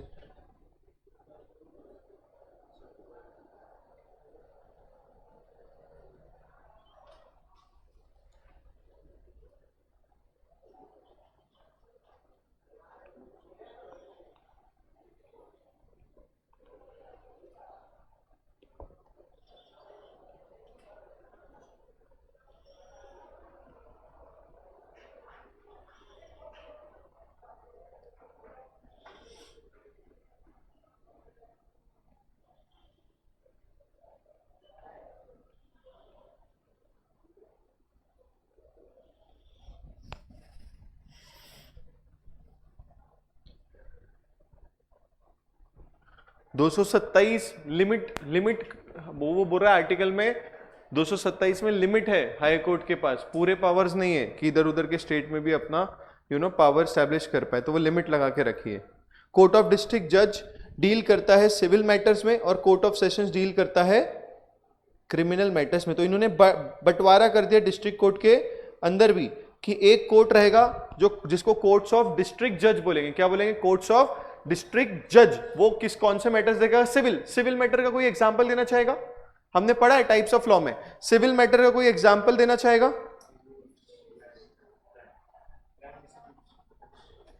Contract, commercial contract, land disputes, ये सब जो सिविल जो भी लॉज से रिलेटेड होता है, हम लोग एक दूसरे से कॉन्ट्रैक्ट करते हैं, कोई चीज खरीदने का कॉन्ट्रैक्ट किया, कोई सर्विस देने का, उसके रिलेटेड डिस्प्यूट कहां आएंगे? कोर्ट ऑफ डिस्ट्रिक्ट जज में। और क्रिमिनल मैटर्स है, मर्डर कर दिया, चोरी करी, गैंग रेप, ये सब कहां पे आएंगे? कोर्ट ऑफ सेशंस में। क्लियर दोस्तों? आपको पता है सुसाइड करने की धमकी देना इज अ क्रिमिनल एक्ट। धमकी देना, अब तू ऐसा नहीं करेगा ना मर जाऊंगा, ये हाँ हाँ, इंडियन पिनल कोड में क्रिमिनल एक्टिविटी आ जाता है भाई, जेल जूल हो जाएगी।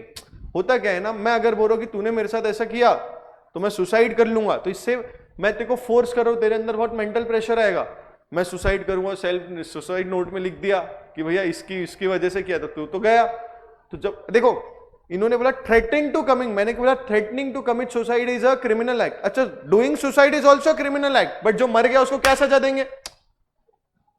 सुसाइड करना भी क्रिमिनल एक्ट है भाई, बट जो मर गया उसको सजा दे पाएंगे क्या? नहीं। बट धमकाना कि मैं मर जाऊंगा, सुसाइड कर लूंगा, वो भी क्रिमिनल एक्ट है। पढ़ेंगे आगे कॉन्ट्रैक्ट एक्ट में, अभी के लिए इतना ज्ञान काफी है। तो डिस्ट्रिक्ट कोर्ट कितने इसमें बांटा है जी? कोर्ट ऑफ डिस्ट्रिक्ट जज जो कौन से मैटर्स देखेंगे? Civil matters, of court of sessions जो कौन से मैटर्स देखेंगे? क्रिमिनल मैटर्स देखने वाले हैं। ठीक है दोस्तों, under pecuniary jurisdiction a civil जज can try suits valuing not more than कितने रुपीस? 2 करोड़। 2 करोड़ के ऊपर के केस डिस्ट्रिक्ट में चलेंगे क्या? नहीं। 2 करोड़ के ऊपर के केस डिस्ट्रिक्ट में चलेंगे क्या? नहीं।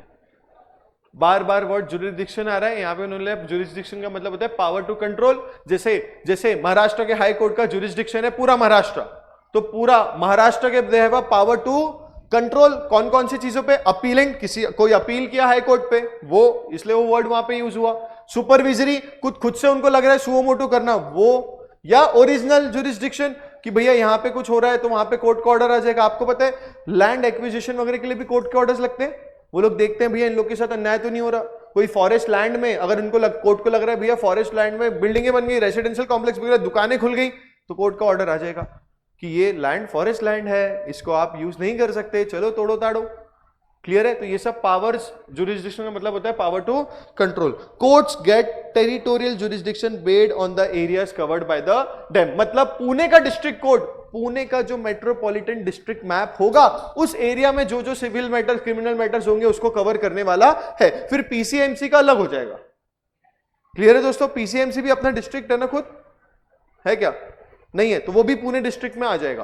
तो जो अपने देश के मैप में स्टेट के अंदर जो डिस्ट्रिक्ट डिस्ट्रीब्यूटेड है, उतने एरिया में जो भी ये केस चलेंगे उसको क्या देखेगा? वो डिस्ट्रिक्ट का कोर्ट देखेगा। Is the first appeal. अच्छा, 2 करोड़ के ऊपर है तो हाई कोर्ट जाओ, 2 करोड़ के ऊपर है तो हाई कोर्ट जाओ। अच्छा सर, एक मैं अंदर की बात बता रहा हूं, कभी कभी आप लोग आर्बिट्रेटर भी अपॉइंट कर सकते हो। आर्बिट्रेटर होता है सुलाहकार, सलाहकार, वो आप दोनों के बीच में इंडिपेंडेंट पार्टी आएगा, बोले ये इसके हिसाब से इतना है, ऐसा ऐसा कर लो। अगर आपको कोर्ट कचहरी के चक्कर नहीं काटने हैं तो वो आगे पढ़ेंगे, अभी बस भूल जाओ। तो कोर्ट के पास क्या मिलती है? टेरिटोरियल मतलब टेरिटरी का जुरिस्डिक्शन मिलता है based on the area covered. Cases are decided based on the local limits within which the parties reside और the property under dispute is situated. Last line देखो, यहां पे एक एग्जांपल दे रहा हूं।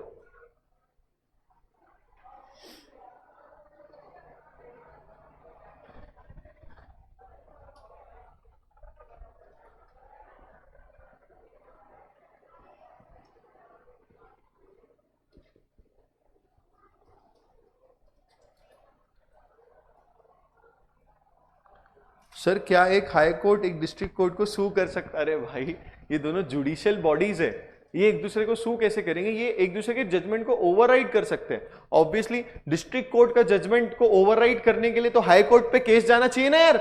जब हाई कोर्ट पे केस जाएगा तो वो हो सकता है उसका उल्टा सुनवाई दे दे। ठीक है, 2 ब्रदर थे, ए और बी, इनकी प्रॉपर्टी थी।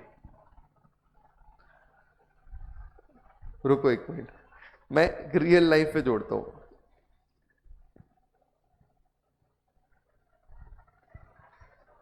ये हस्बैंड वाइफ थे, इनकी प्रॉपर्टी थी, हस्बैंड का नाम था विजय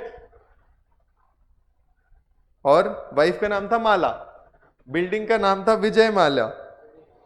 ठीक है, अब सुनो, इसकी स्टोरी है बहुत मस्त। मेरे कजिन दादाजी का नाम है विजय, ठीक है, उनकी वाइफ का नाम है माला। अब इन्होंने घर का नाम विजय माला रखा है। क्या रखा है? विजय माला। अब भाई वैसे एक बार कुरियर वाला आया तो उसने एड्रेस पढ़ा विजय माल्या बिल्डिंग। अब वो टाइम पे बहुत हुआ तो बार बार, सर आप विजय माल्या बिल्डिंग में रहते हो, आप विजय माल्या बिल्डिंग में रहते हो? वो बोल रहे नहीं यार हमारा तो दूसरा बिल्डिंग। अब दादाजी ने इतना सोचा नहीं कि अपने घर का क्या नाम रख देते हैं, अपने घर का नाम विजय माला, वो भूल भी गए थे। उसको गाली बक दी, तू पागल है, पूरा एड्रेस देके रखा है, तुम लोग को समझता नहीं है, जवान लोग ऐसे ही होते हैं। दादा लोग का तो वही मोड ऑन होता है। फिर वो वापस आया, फिर उसने बोला विजय माल्या ये कैसा नाम रखा है, यही है क्या? फिर गेट चेक किया एंड ऑल। तो ये विजय माल्या में झगड़ा हुआ, सॉरी दादाजी, ये विजय माल्या में झगड़ा हुआ। इन्होंने क्या किया था ना, 50-50% अपने नाम पे प्रॉपर्टी ले ली थी, ये वाली, ठीक है। विजय मेरे दादा बोल रहे नहीं मैंने तो साइन ही नहीं किया था, मेरे साथ धोखाधड़ी हो रही है। माला मैडम बोल रहे, मेरी दादी बोल रही है कि नहीं इन्होंने तो दे दिया था 50% मेरे नाम पे। ये दोनों कहां पर है? नागपुर में। ये दोनों कहां पर है? कजिन दादा, कहां पर है? नागपुर में। अब भैया ये नागपुर में है तो नागपुर का डिस्ट्रिक्ट देखा जाएगा, नागपुर में नागपुरी डिस्ट्रिक्ट है, क्लियर है। अच्छा बहुत जगह होगा कि गांव का नाम अलग है डिस्ट्रिक्ट अलग है, ये झेपता है ना तुमको, गांव का नाम अलग है डिस्ट्रिक्ट अलग है, तो नागपुर का जुरिस्डिक्शन आ गया। तो ये जो एरिया है जहां पे वो लिमिटेड है, वो एरिया में किसका जुरिस्डिक्शन आता है, उस हिसाब से समझ में आता है कि वहां कौन से कोर्ट में जाना पड़ेगा भाई। तो कभी भी आपके आगे कोई चीज आई तो देखना ये प्रॉपर्टी, अच्छा डिपेंड करेगा, अगर ये प्रॉपर्टी से रिलेटेड मैटर है तो प्रॉपर्टी कौन से एरिया में? नागपुर में है। और नागपुर में कौन सा कोर्ट फंसेगा? डिस्ट्रिक्ट कोर्ट फंसेगा, नागपुर का डिस्ट्रिक्ट कोर्ट फंस जाएगा, क्लियर है। तो आपको प्रॉपर्टी का लोकेशन क्या है, गुड्स का इन्वॉल्व थे, पार्टीज कहां रिसाइड करती है, रिसाइड मतलब रहती है, बोलते हैं रेसिडेंस है हमारा ये रेसिडेंट, तो वो रिसाइड करती है, वो सब के हिसाब के आपको जुरिस्डिक्शन देखना पड़ेगा। वो ये लास्ट लाइन में दिया हुआ है कि cases are decided based on the local limits within which the parties reside और the property under dispute is situated. वहां पे फिर उस रिस्पेक्टिव डिस्ट्रिक्ट कोर्ट पे वो जाने वाला है। अब हुआ यूं कि ये डिस्ट्रिक्ट्स तो थी, ये डिस्ट्रिक्ट्स तो थी, बट हमारे देश में मेट्रो सिटीज बहुत आगे बढ़ने लगी, तो मेट्रो सिटीज बढ़ी तो इन्होंने क्या एक और कोर्ट ला लिया, इत्तुसा मेट्रोपॉलिटन कोर्ट। कौन से कोर्ट आगे? Metropolitan court. ये बहुत छोटा सा है, देखो इसमें दिया उन्हें metropolitan courts are established in metropolitan cities. जो देखो मेट्रोपॉलिटन सिटी है, ये गवर्नमेंट नोटिफाई करती है कि ये वाली सिटी मेट्रोपॉलिटन सिटी है। In constitution with the high court where the pollution is 10 lakh और मोर। मतलब महाराष्ट्र हाई कोर्ट ने सोचा होगा कि भैया मुंबई बहुत बड़ी सिटी होगी, पुणे बहुत बड़ी सिटी होगी, इनको अपन अलग से एक इनका मेट्रोपॉलिटन कोर्ट दे देते हैं, मेट्रोपॉलिटन कोर्ट दे देते हैं। बट पॉपुलेशन कितनी होनी चाहिए? 10 लाख या उससे ज्यादा, उससे कम वालों को मिलेगा क्या? ये नहीं। और वो भी कौन कंसल्ट करेगा? High court. तो कोई भी हाई कोर्ट को लगता है कि भैया मेरे स्टेट में 2-3 सिटीज ऐसी है जिसको हम मेट्रोपॉलिटन सिटीज बोल सकते हैं, पॉपुलेशन 10 लाख से ज्यादा है, इनको हम क्या स्टैब्लिश करके दे दे? मेट्रोपॉलिटन कोर्ट स्टैब्लिश करके दे दे। इसमें 2 लोग होंगे, एक होगा चीफ मेट्रोपॉलिटन मैजिस्ट्रेट और एक होगा मेट्रोपॉलिटन मैजिस्ट्रेट। इसलिए अपन ने वर्ड सुना होगा, अरे ये पास हो गया, इसको मैजिस्ट्रेट बन जाएगा। क्या बन जाएगा? मैजिस्ट्रेट। ये लोग होते हैं डिसीजन मेकिंग के लिए, काफी कंट्रोल होता है इन लोगों के पास। तो chief metropolitan magistrate has the power of chief judicial magistrate. अब इन्होंने पावर मैच करके दे दिए ना, आपको बताया कि चीफ जुडिशियल मैजिस्ट्रेट के पावर्स क्या होते हैं। और and metropolitan magistrate has the powers of the court of magistrate. जो डिस्ट्रिक्ट में जो पदवी होती है ना, उनके पावर्स को लिंक करके इन्होंने दे दिया है, क्लियर है। कितना आसान हो गया ना। अब जो बड़ी सिटीज है उसको भी respective high court, district court के पहले एक और ऑप्शन क्या आ गया? मेट्रोपॉलिटन कोर्ट आ गया, मेट्रोपॉलिटन कोर्ट आ गया। जैसे ये एग्जांपल है मेट्रोपॉलिटन मैजिस्ट्रेट कोर्ट, ठीक है। महानगर दंडाधिकारी मतलब जो दंड देगा उसका न्यायालय कोर्ट, क्लियर है। ये छोटा सा है, ज्यादा नहीं है, ठीक है दोस्तों, यहां तक आ गए।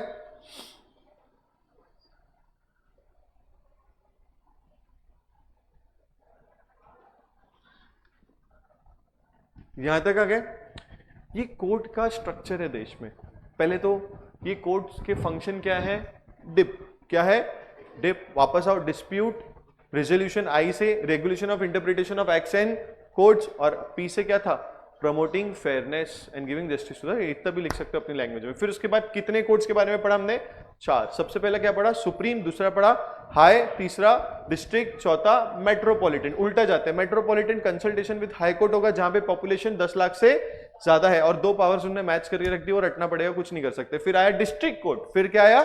डिस्ट्रिक्ट कोर्ट, फिर हाई और सुप्रीम। अच्छा, फिर supreme court is the apex court, establish कौन सी डेट पे? 26 जनवरी 1950, under article which chief justice appoint होता है? आर्टिकल 126। ये हाईएस्ट पावर है, अपेक्स पावर है एकदम सुप्रीम कोर्ट में। अच्छा, उसकी बेंच है प्रिंसिपल बेंच, जिसमें कितने मेंबर्स थे? 7 पहले, इंक्लूडिंग सीजीआई, बट उसके बाद कितने हो गए? 34 इंक्लूडिंग CGI। उसके बाद इन्होंने बोला सर, इन्होंने बोला कि अगर सुप्रीम कोर्ट में हमें लगता है कि कहीं में हमें रिलीफ चाहिए फंडामेंटल राइट्स पे, तो रिट पिटीशन फाइल किया जा सकता है अंडर आर्टिकल 32। फिर आया हाई कोर्ट। हर स्टेट में यूनियन टेरिटरी के लिए हाई कोर्ट होता है। कौन सा आर्टिकल आता है पिक्चर में? हाई कोर्ट के लिए कौन सा आर्टिकल आता है पिक्चर में? 2। सोचो सोचो, देख के बोलो यार, अभी तो क्या चीटिंग कर सकते? 220। ये क्या बोलता है? हर स्टेट और यूनियन टेरिटरी, अच्छा अभी इनके हिसाब से कितने हाई कोर्ट्स है? 25। कितने हैं? 25। उसमें से भी 6 हाई कोर्ट्स, 6 स्टेट्स एक सिंगल हाई कोर्ट शेयर करते हैं। अच्छा, हाई कोर्ट के लिए भी रिट पिटीशन फाइल किया जा सकता है क्या सर? हाँ, किया जा सकता है। अच्छा, सबसे ओल्डेस्ट हाई कोर्ट कौन सा है? बॉम्बे हाई कोर्ट है, जिसमें आप कैलकाटा हाई कोर्ट है। क्लियर है? फिर आता है डिस्ट्रिक्ट कोर्ट। फिर क्या आता है? डिस्ट्रिक्ट, जो हाई कोर्ट के नीचे होता है। अच्छा, डिस्ट्रिक्ट कोर्ट का सबसे मेजर चीज इन्होंने 2 चीजों में बांट दी। एक क्या बोला? कोर्ट ऑफ डिस्ट्रिक्ट जज, जो कौन से मैटर्स देखेगा? सिविल। और एक क्या बोला? कोर्ट ऑफ सेशंस, जो कौन से मैटर्स देखेगा? क्रिमिनल। जो कौन से मैटर्स देखेगा? क्रिमिनल। अब हमें देखना पड़ता है क्या, कोर्ट्स का पहले तो टेरिटोरियल ज्यूरिसडिक्शन होता है, और कोर्ट्स के जो भी केसेस है, तो cases are decided on the basis of local limits, जहां पे वो प्रॉपर्टी या जहां पे वो जो इंडिविजुअल्स है वो रिसाइड करते हैं। प्रॉपर्टी लोकेटेड कहां पर है और इंडिविजुअल रिसाइड करते हैं। सर, ज्यूरिसडिक्शन बार बार वर्ड हुआ, उसका मतलब क्या होता है? Power to control. तो जैसे high court, Maharashtra high court का पूरा ज्यूरिसडिक्शन महाराष्ट्र है, वैसे ही कलकत्ता का वेस्ट बंगाल है, वैसे ही कोलकाता उसका पूरा वेस्ट बंगाल एरिया वो है ज्यूरिसडिक्शन। ये वर्ड यूज होता है। जैसे फॉर एग्जांपल, आप जीएसटी का रजिस्ट्रेशन ले रहे हो, आप पुणे में हो, मेरे को यहां पे एक जीएसटी का रजिस्ट्रेशन लेना है, तो मेरे को चेक करना पड़ेगा कि मेरा ज्यूरिसडिक्शन कौन सा है, मतलब कौन सी अथॉरिटी के पास जाके, तो मेरे को पता चलेगा अच्छा शिवाजी नगर ज्यूरिसडिक्शन इसमें रूल होता है, मतलब ये पूरे एरिया में शिवाजी नगर का ज्यूरिसडिक्शन लगता है, तो मेरे को फिर वो रिस्पेक्टिव अथॉरिटी के पास जीएसटी भवन में जाना पड़ेगा। तो ये ज्यूरिसडिक्शन वर्ड बार बार आपको आ सकता है। यहां तक आ गए? अगर आप ध्यान से देखोगे तो कुछ थोड़ा सा पार्ट अपने से ये पर्टिकुलर चैप्टर में छूटा है, जो क्या है? ये हिस्ट्री और ये छोटा सा ब्रीफ। ठीक है दोस्तों, ध्यान से देखोगे तो ये पार्ट अपना ये चैप्टर में छूटा है, जो क्या है? हिस्ट्री और ब्रीफ। एक मिनट,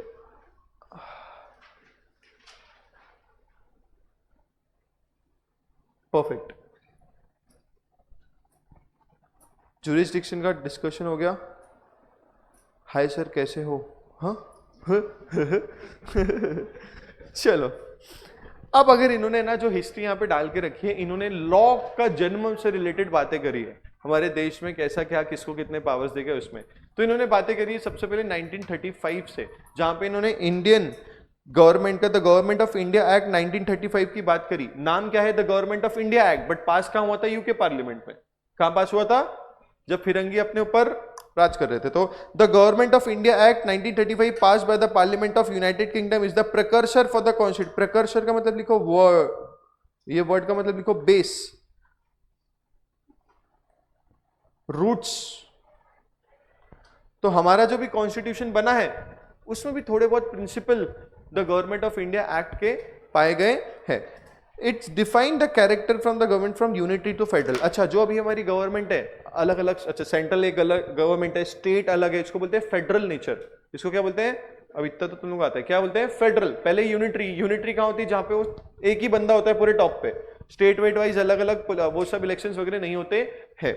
फिर 1937 में बोलते हैं powers were distributed between central and state to avoid any dispute. मतलब सर कुछ कानूनों पे सेंट्रल गवर्नमेंट बना सकती है और कुछ कानून स्टेट गवर्नमेंट बना सकती है, और कुछ कानून दोनों मिलकर बना सकते हैं। तो पावर्स डिस्ट्रीब्यूट करके काय में, क्योंकि हम लोग कौन बन गए? Federal court.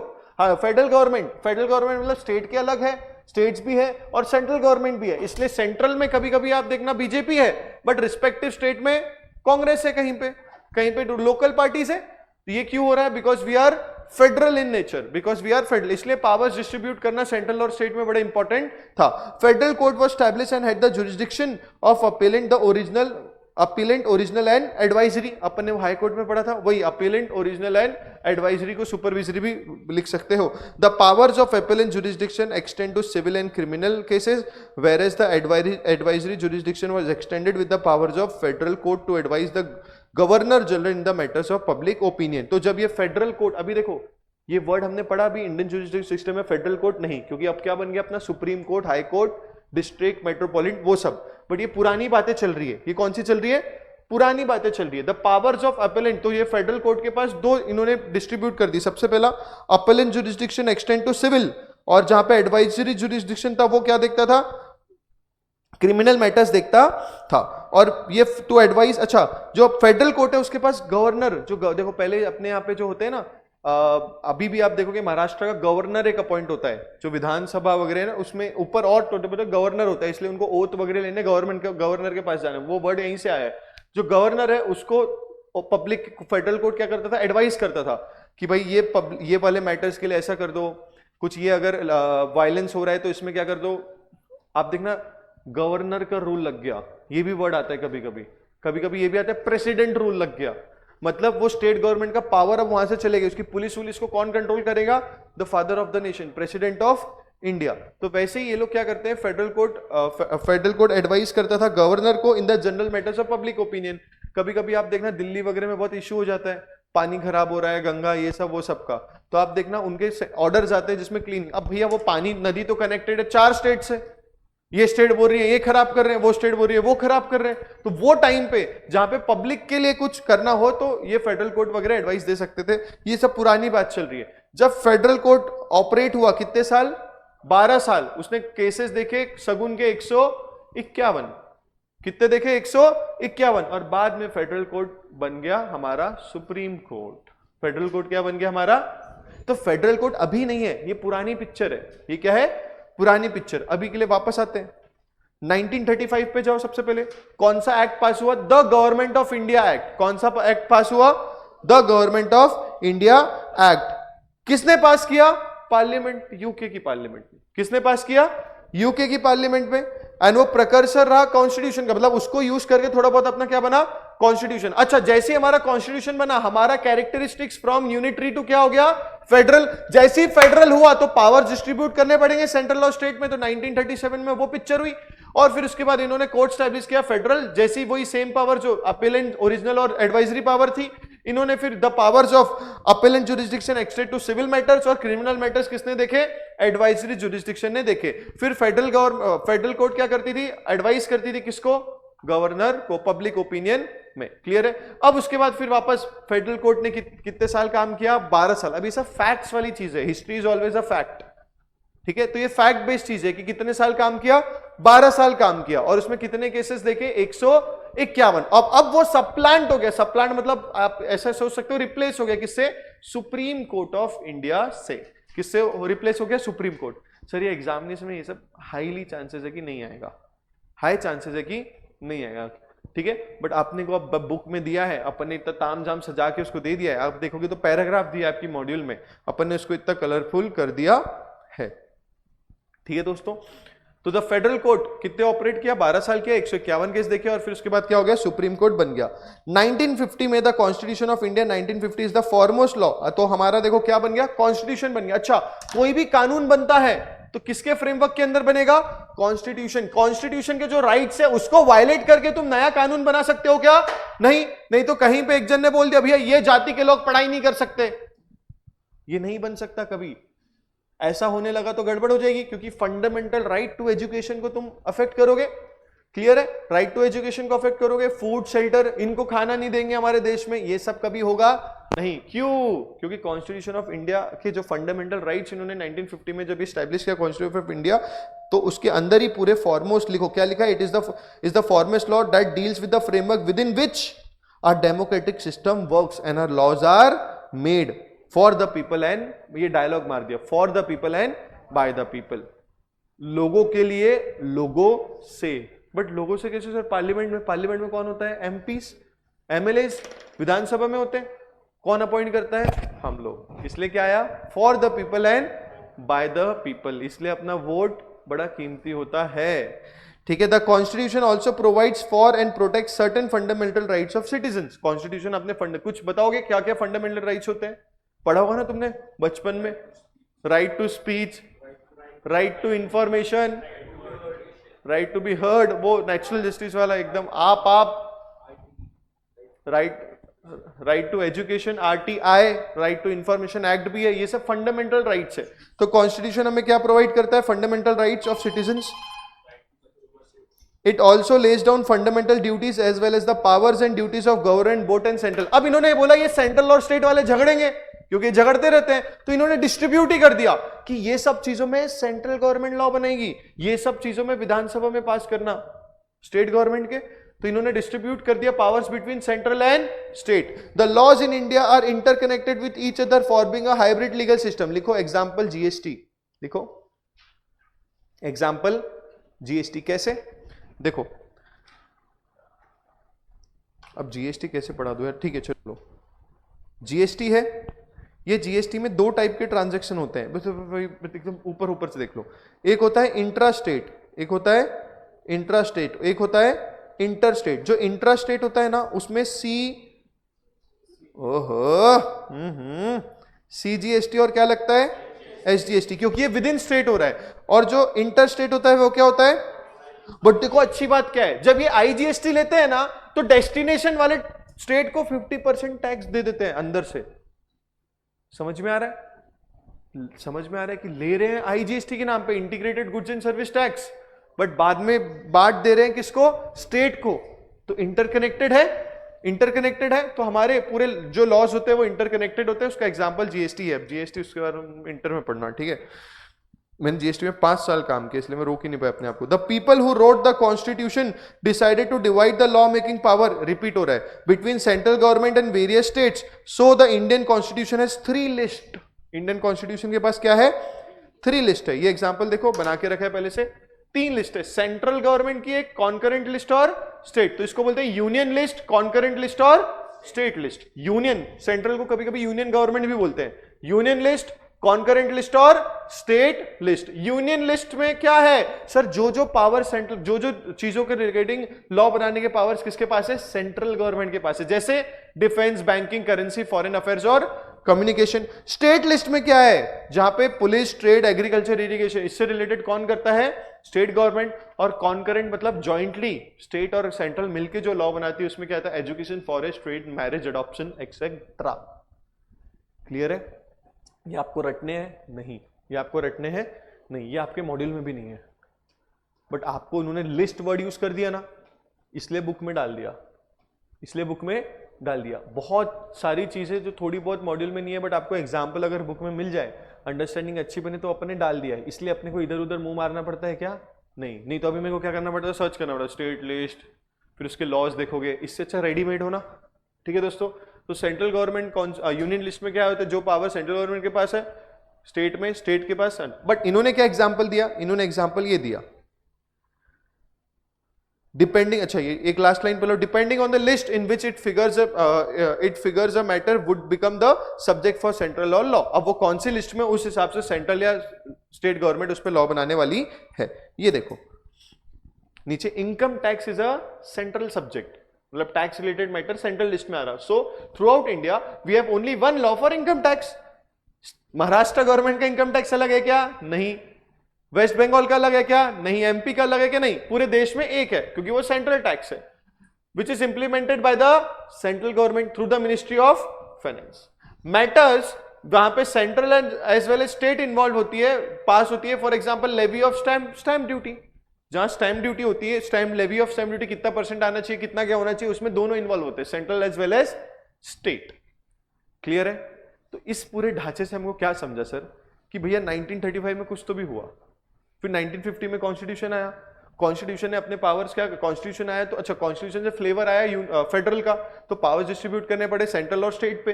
जब सेंट्रल और स्टेट पे पावर डिस्ट्रीब्यूट कर रहे तो 3 लिस्ट भी बनी, यूनियन लिस्ट, कॉन्करेंट लिस्ट और स्टेट लिस्ट। इससे हमको समझ में आया कि सर जो लिस्ट में जो लॉ है तो वो रिस्पेक्टिव गवर्नमेंट को उसका पावर है बनाने का। फिर उन्होंने एग्जांपल देके इनकम टैक्स लॉ ऐसा लॉ है जो सेंट्रल गवर्नमेंट बनाती है और वो एक ही लॉ है पूरे देश में टैक्सेशन से रिलेटेड इनकम टैक्स की। और फिर उन्होंने बोला स्टैम्प ड्यूटी के लेवी की बात करोगे तो उसमें सेंट्रल और स्टेट दोनों मिलकर बनाती है। History is fact. अब इसमें कुछ कुछ चीजें, साल का नाम, ये सब याद रखना पड़ेगा।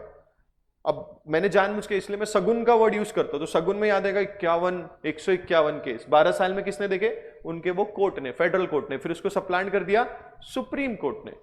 फिर 1950 में जब सुप्रीम कोर्ट स्टैब्लिश हुआ उसने फ्रेमवर्क सेट कर दिया और the laws are made within the framework of the constitution of India, जो भी कॉन्स्टिट्यूशन जब स्टैब्लिश हुआ 1950 में, तो जितने भी लॉ होते हैं वो क्या होते हैं, उस हिसाब से बनते हैं। अच्छा, इसलिए जो भी फंडामेंटल राइट कॉन्स्टिट्यूशन में दिए उसको ध्यान रख के ही लॉ बनेंगे पूरे।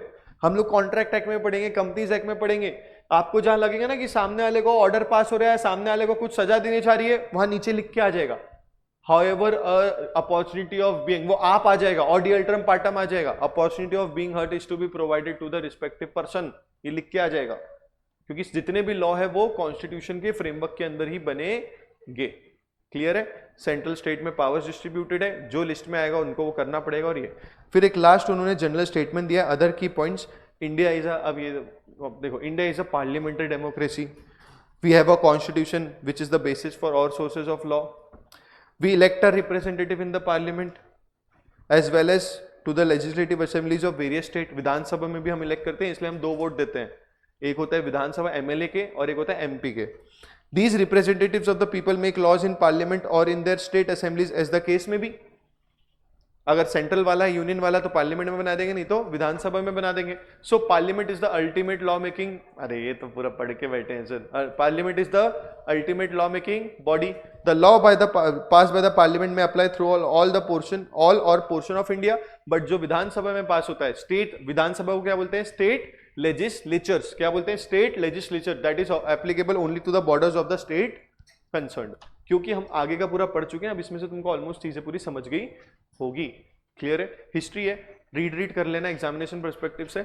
बाकी पूरे चैप्टर्स में process of making law, types of law, फिर जितनी मिनिस्ट्रीज, जितने भी हमने जुडिशियल बॉडी पढ़े, that becomes very very important. Your homework इसकी आखिरी के आज जो अपने मिनिस्ट्री पढ़े उसकी समरी तुम बनाना, सो दैट तुम्हारी टेस्ट के लिए भी प्रिपरेशन हो जाए। ठीक है दोस्तों? अच्छा, एक और चीज, 1 मिनट रुको, 1 मिनट रुको। हाँ, ना ना ना ना ना ना ना,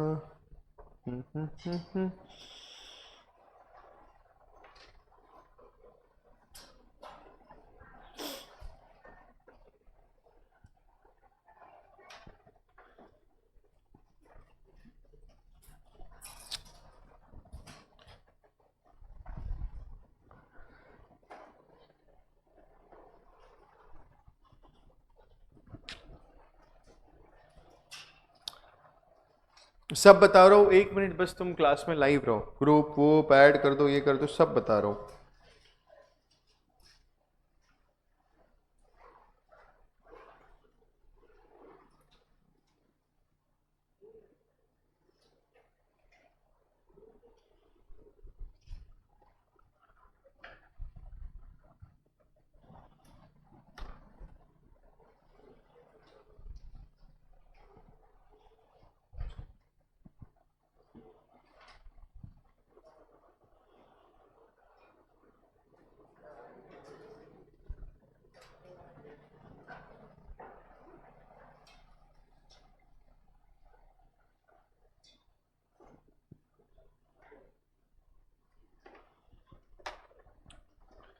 चलो, मैंने जैसे तुम लोग को बोला था कि एक लिस्ट बना लूंगा जिसमें ये वर्ड्स डाल दूंगा, तुम लोग अभी, क्योंकि अभी स्टार्टिंग ही है, तो वो पूरे वर्ड्स पढ़ लेना, सो दैट आगे जाके वर्ड्स आएंगे, तुम्हारी कनेक्टिविटी बहुत बनते जाएगी। मैं ट्राई करूंगा, क्योंकि अब मेरे को स्टार्ट करना पड़ेगा बनाना, मैं ट्राई करूंगा कि वो इवनिंग में यहाँ पे कम्युनिटी पोस्ट में डाल दो। तो जो बच्चे इसको सब्सक्राइब नहीं है, ये वाले चैनल को सब लोग सब्सक्राइब कर दो, इसमें लॉ रिलेटेड स्पेसिफिक कंटेंट होता है, तो इसके कम्युनिटी पोस्ट में मैं डाल दूंगा। अभी लॉ के ग्रुप में टेलीग्राम चैनल में भी ये चैनल की लिंक मैं आप लोगों के लिए डाल दूंगा। ठीक है जी? कुछ बच्चे बोल रहे हैं सर टेस्ट कब होगी, टेस्ट के बारे में बताता हूं, बने रहो अभी के लिए। ठीक है? बाकी कुछ बच्चे बोल रहे हैं कि सर मुझे ग्रुप पे ऐड कर लो। जो भी ऐप में स्ट्रीम में बच्चे देख रहे हैं, आप बने रहो, मैं आपको ग्रुप का क्यूआर भी अभी दिखा दूंगा। बाकी के बच्चों मिलते हैं नेक्स्ट सेशन में। अब अगर आप रिकॉर्डेड में देख रहे हो तो आपके ही स्केड्यूल में भी और एज वेल एज ऐप में भी, स्केड्यूल में तो जो स्केड्यूल का लिंक है उसमें राइट वाले टैब में टेस्ट का आपको पीडीएफ भी मिल जाएगा, तो आप वो टेस्ट देना जरूर, और टेस्ट का डिस्कशन भी ऐप में देख लेना। ठीक है दोस्तों? मिलते हैं नेक्स्ट सेशन में। आई होप बहुत सारी आप पढ़ाई कर रहे होंगे, बचे हुए बच्चे जो लाइव है वो जुड़े रहो। Bye bye, take care.